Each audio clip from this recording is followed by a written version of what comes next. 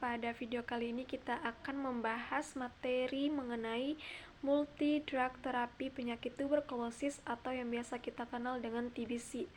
Lalu apa itu TBC?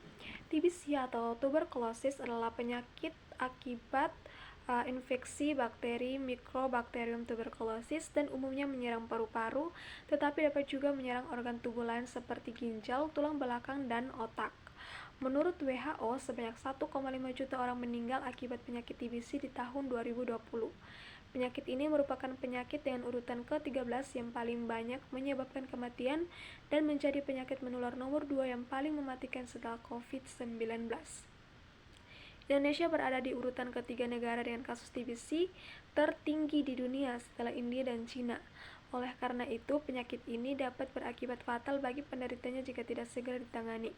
Meski begitu, TBC adalah penyakit yang dapat disembuhkan dan bisa dicegah. Terdapat dua tipe utama dari TBC, yaitu yang pertama TB laten, yang mana tidak sakit dan tidak dapat menularkan bakteri Mycobacterium tuberculosis kepada orang lain. Yang kedua TB aktif, yaitu sakit serta dapat menularkan penyakit TB tersebut kepada orang lain. Nah, itu dia tadi sedikit gambaran mengenai TBC. Lalu bagaimana dengan gejala yang ditimbulkan dari penyakit ini? Nah, umumnya pada TBC laten, penderita tidak akan mengalami gejala. Penderita baru akan menyadari dirinya mengalami tuberkulosis setelah menjalani pemeriksaan untuk penyakit lain. Sementara bagi penderita TBC aktif, gejala yang muncul dapat berupa yang pertama itu adalah batuk yang berlangsung lama, seperti 3 minggu atau lebih. Kemudian batuk biasanya disertai dengan dahak dan batuk berdarah. Yang ketiga, nyeri dada saat bernapas dan saat batuk. Yang keempat, berkeringat di malam hari.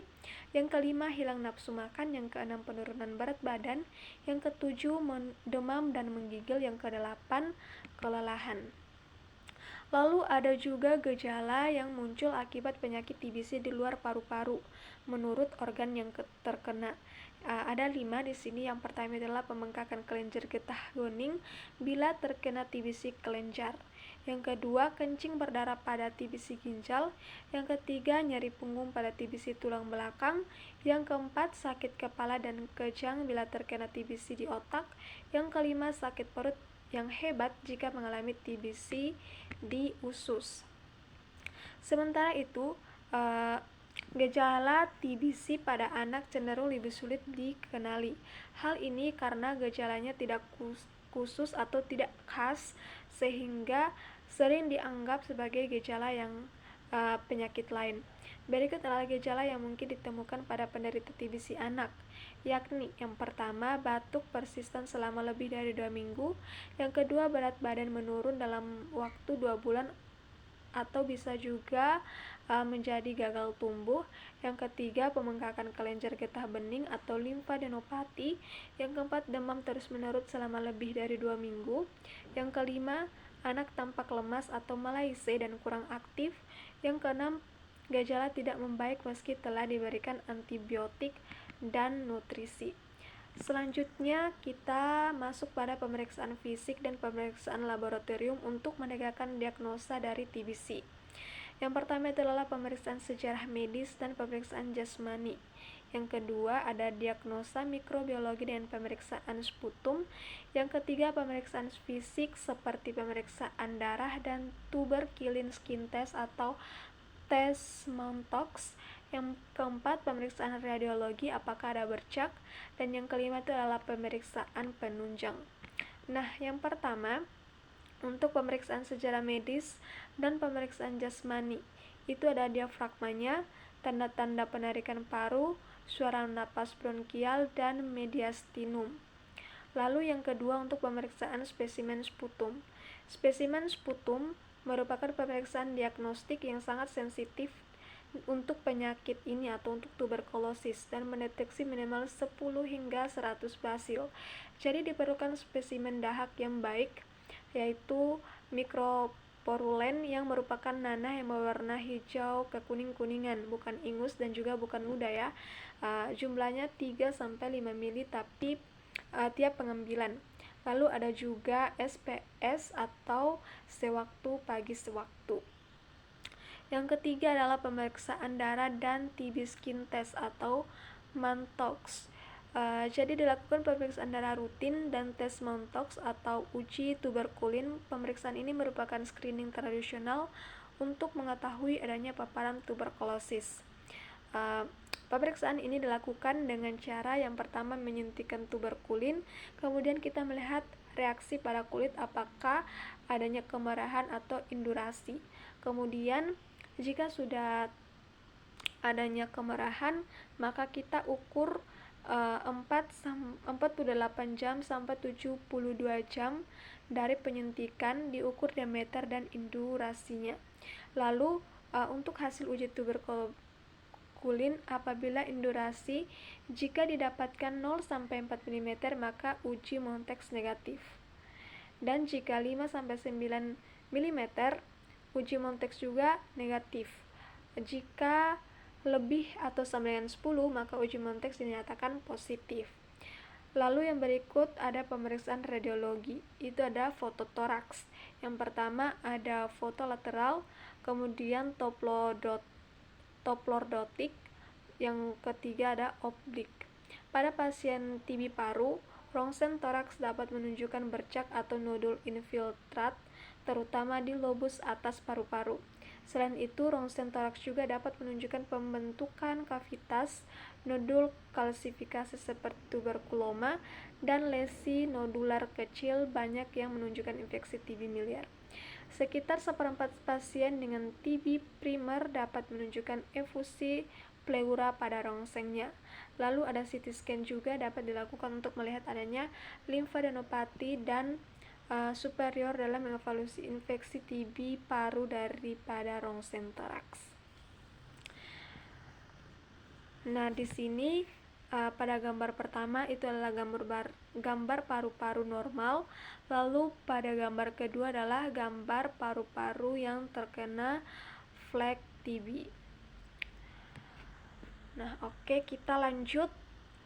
Bagaimana dengan panduan TBC dewasa di Indonesia?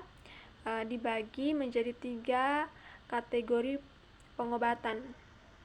Jadi untuk pengobatan atau untuk kategori yang pertama disebut dengan kategori 1 adalah pasien yang tidak pernah menerima obat TB apapun untuk pertama kali dikonsumsi dinyatakan positif, baru dapat mengkonsumsi kategori pertama.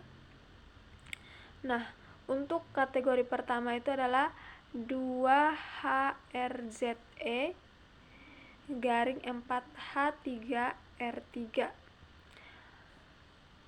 H di sini adalah isoniazid, R adalah rifampicin, Z adalah pyrazinamide, E adalah ethambutol, yang artinya adalah selama 2 bulan pertama diminum obat isoniazid, rifampicin, pyrazinamide, dan ethambutol diminum 1 kali dalam sehari. Jadi dalam 2 bulan pertama pengobatannya tidak boleh putus. Lalu setelah 2 bulan pengobatan dilanjutkan pada bulan ketiga sampai bulan ke-6 hanya jenis obat isoniazid dan rifampicin yang diminum 3 kali dalam seminggu. Jadi pada pengobatan 2 bulan pertama disebut tahap intensif, lalu pada pengobatan 4 bulan berikutnya disebut tahap lanjutan. Jadi jika dalam pengobatan untuk kategori pertama pasien meminum obat secara teratur atau tidak terputus selama 6 bulan, maka pasien dapat dinyatakan sembuh. Jadi pengobatan ini diberikan untuk pasien baru TB paru BTA positif atau pasien TB paru BTA negatif fototoraksnya positif, atau pada pasien TB ekstrak paru.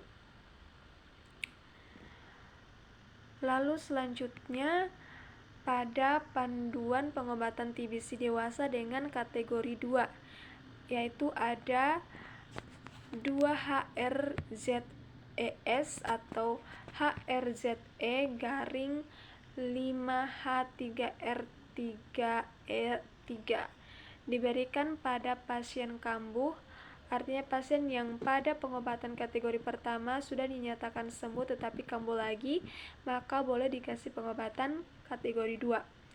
Kemudian pada pasien gagal, yang artinya pasien yang putus obat, minumnya tidak teratur pada pengobatan kategori pertama selama 6 bulan. Kemudian pada pasien dengan pengobatan setelah lalai meminum obat. Nah, untuk kategori 2 itu merupakan tahap intensif. Ya, pada 2 bulan pertama diminum 5 jenis obat ini sebanyak 1 kali dalam sehari. Setelah itu dilanjutkan pada bulan ketiga dengan jenis obat isoniazid, rifampicin, pyrazinamid, dan ethambutol tanpa streptomycin 1 kali dalam sehari selama 1 bulan. Tahap lanjutan lalu dilanjutkan pada atau bulan keempat sampai bulan ke-8 diminum jenis obat isoniazid, rifampicin, dan ethambutol sebanyak 3 kali dalam 1 minggu selama 5 bulan. Jadi dapat disimpulkan bahwa dalam kategori 2 jenis obatnya bertambah dan juga membutuhkan waktu pengobatan yang lama, yaitu selama 8 bulan. Selanjutnya pada panduan pengobatan TBC dewasa dengan kategori 3, yaitu 2HRZ-4H3R3. Dapat diberikan kepada penderita baru BTA pada penderita TB ekstrak paru yang ringan. Jadi, dapat diberikan pada pasien yang gagal dalam pengobatan kategori 2 selama 8 bulan, misalnya seperti orang yang hari ini dia minum, besoknya dia lupa atau malas minum. Nah, pada kategori ini dapat diberikan jenis obat berupa isoniazid, rifampicin, dan pyrazinamid. Pengobatannya dengan cara pada 2 bulan pertama diberikan jenis obat isoniazid, rifampicin, dan pyrazinamid diminum sebanyak 1 kali dalam sehari. Kemudian terapi lanjutan pada bulan ketiga sampai bulan ke-6 diberikan jenis obat isoniazid dan rifampicin diminum sebanyak 3 kali dalam 1 minggu selama 5 bulan. Lalu ada juga obat sisipan OAT HRZE diberikan bila akhir pengobatan tahap intensif menunjukkan hasil pemeriksaan dahak masih BTA positif. Diberikan obat sisipan setiap hari selama 1 bulan. Baik, itu dia tadi sedikit informasi mengenai penyakit TBC dan multidrug terapi atau antibiotik yang dapat digunakan untuk mengobati penyakit TBC. Semoga video ini bermanfaat. Terima kasih.